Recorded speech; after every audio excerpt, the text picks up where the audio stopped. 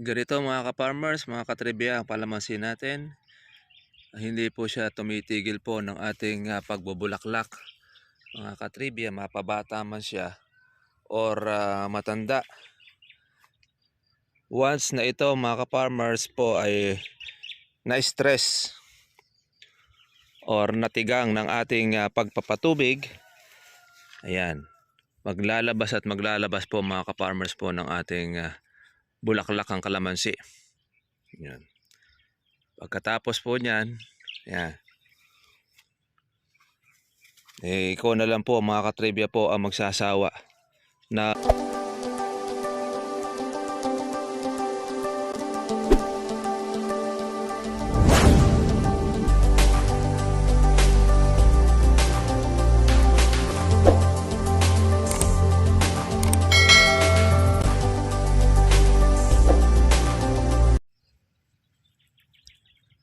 ganito mga ka-farmers, mga katribya, ang palamansin natin, hindi po siya tumitigil po ng ating pagbubulaklak. Mga katribya, mapabata man siya or matanda.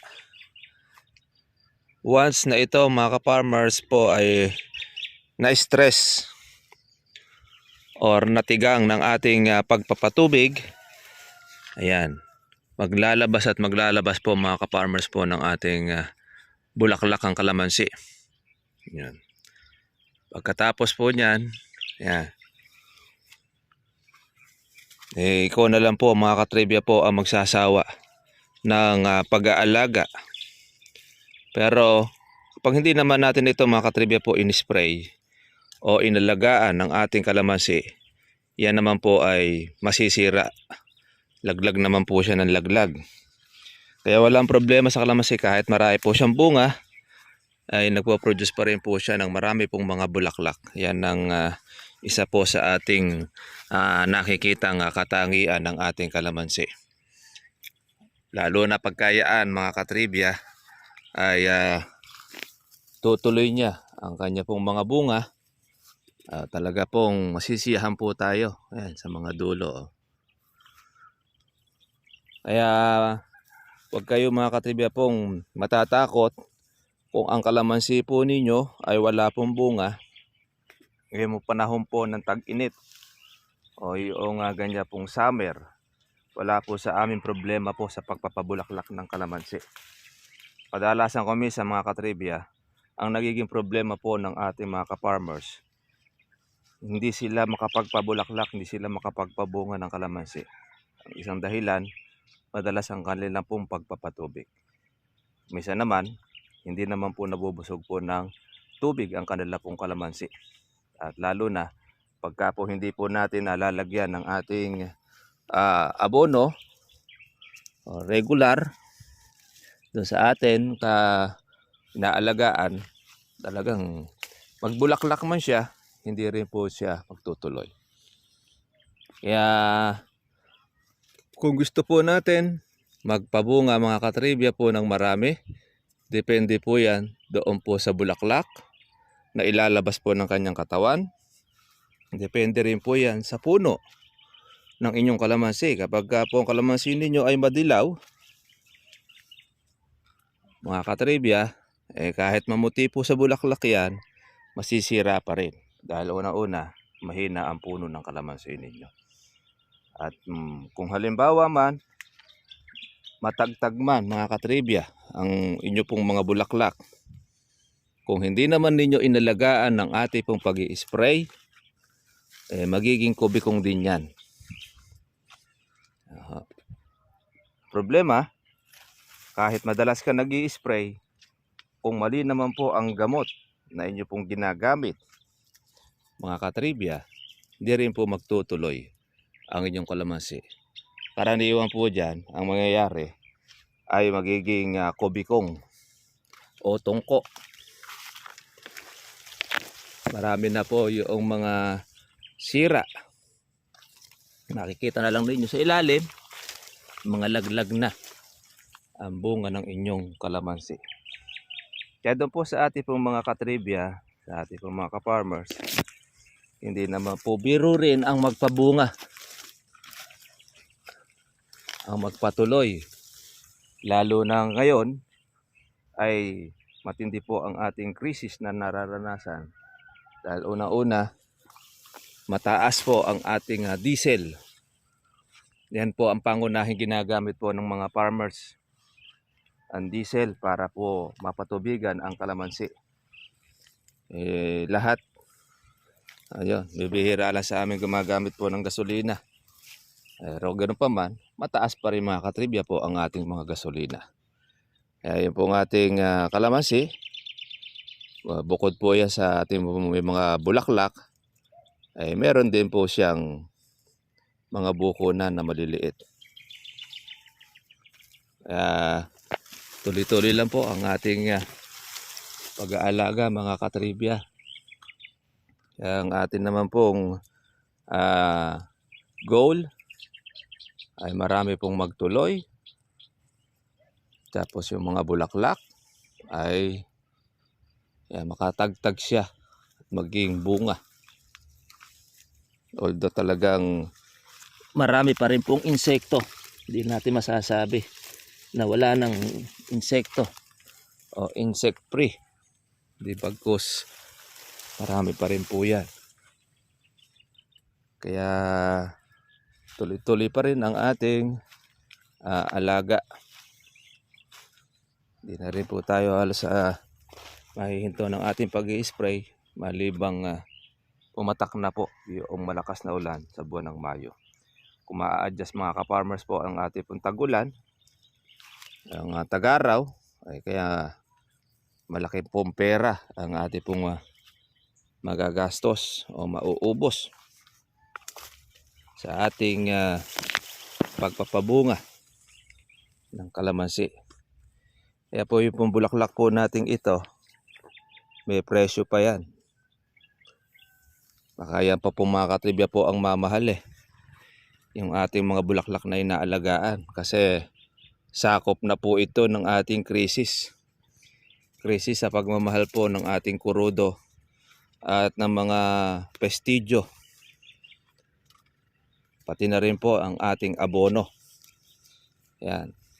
Kaya pag iyan to mga ka-farmers, napalaki natin, napagtuloy natin ang bunga, baka sakali, pag napitas, ay maganda ang maging presyo nito. Kaya lang syempre, hindi rin natin na gaano mararamdaman ang ating pagkita dahil unang-una, malaki po ang ating puhunan. Yung mga nahuli po natin mga bulaklak, sigurado, pagdating po sa patubig, dyan po mga katribya po tayo nagkakatalo sa diesel dahil malaki po ang gastos. Kaya kumita ka man mga ka-farmers, lalo na pagka mapipitas po ang inyong kalamansi sa mababa pong halaga, malaki po ang matatalo ng ating pong mga magkakalamansi. Talo sigurado dahil sa dami po ng ginagamit nating mga gamit. Lalo na po ang ating diesel, tsaka ng ating mga pang-insecticide, abono lalo na, ay matataas. Kaya kawawa ang ating mga magkakalamansi. Sa bagay, di lang naman po tayo nag-iisa. Kundi bagkus marami po yan. Pati po magpapalay, magugulay. Ang problema nga po mga katribya po sa mga nagugulay, mababa po ang presyo ng gulay pero mataas ang kanila pong pagpapatubig. Kaya mga inabutan ng krisis sa kurudo, kaya kawawa rin ang ating pong mga ka-farmers. Ang ginagawa po natin talaga, paano natin sila ma-motivate na agtuloy-tuloy sa pag-aalaga.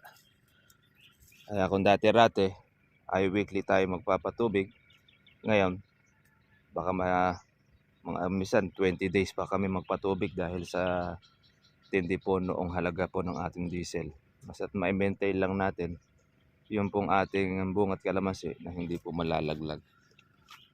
Yan po kasi ang isa sa ayaw ng kalamansi. Yung mapapatlangan ka ng patubig, lalo na pag maraming bunga, marami pong bulaklak ang kalamansi po ninyo.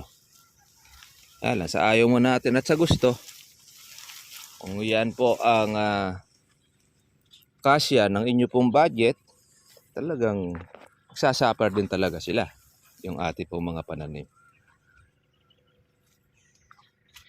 Kaya tsaka na lang sila po maging mabusog sa tubig.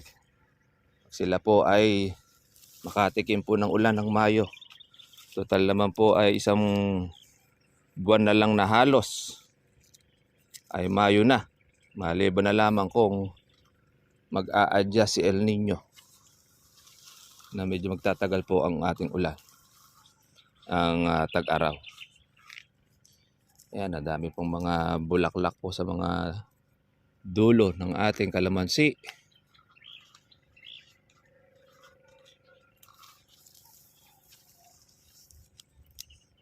Ayan, marami pong mga kalaban natin. Ang mababagsik, ang mga insekto.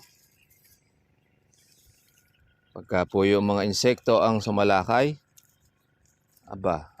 talagang halos wala pong mga matitira po sa bunga.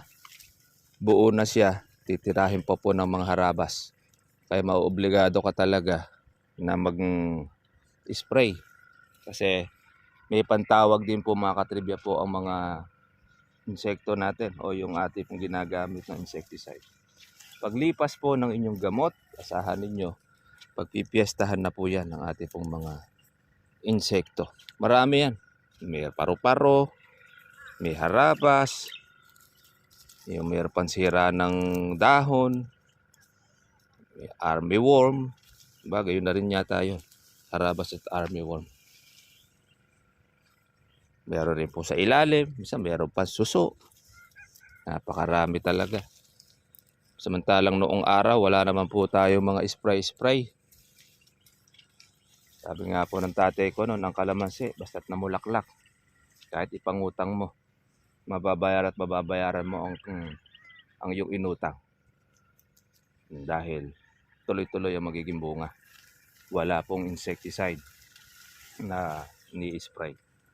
Pero ngayon, mga katribya, ini-spray mo na, naalagaan mo na, napapasok pa po mga katribya po ng mga uod. Gano'ng katindi yan. At masakla po doon, pitasin na po mga katribya kalamansi po ninyo, ay mas matindi po ron. Yung harabas na maitim ang ulo. Pag tinamaan po ng harabas na maitim ang ulo ang inyong kalamansi, asahan ninyo, ayan, walang ititira. Ikaw mismo manghahalaw ng bunga ng kalamansi ninyo. Dahil napitik na ng mga lupin, mga kawatan. Kaya aasahan na rin natin talagang ganon. Sa tindi ng pagmamahal ng diesel at ng mga bilihin, asahan na po ninyo marami pong magiging kawatan ngayon. Marami magnanakaw. Pagka pwede na kalamansin ninyo, pwede na pong pitasin, wag na po kayo magdalawang isip. Tirahin nyo na. Dahil pag naunahan kayo na magnanakaw, wala na. Tapos na mga kaparmers ang inyong maliligayang araw. Ang inyong pagpapagod, wala na rin. Dahil nakuha na po nila. Titira naman sa inyo mga katribya ng mga dilaw na lang. Mga reject. Yan. Kaya ang mga ate pong kalamansi, tuloy-tuloy ang pagbubulaklak. Kung na lang po ang magsasawa, kaya medyo malaki po ang maintenance. Malaki rin po mga katribya po ang magiging budget po natin. Lalo po ngayon, crisis, hindi natin alam kung makakatagpos tayo.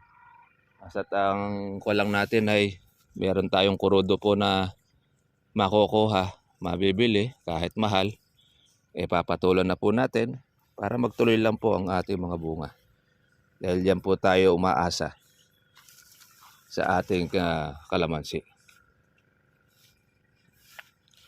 Paano mga ka-farmers, mga ka-trivia, happy farming po sa lahat. Magandang umaga sa ating pong mga ka-trivia. Sana tuloy-tuloy lang po. At ano man po ang dumating, huwag natin kakalimutan. Lagi magpasalamat po sa nasa itaas.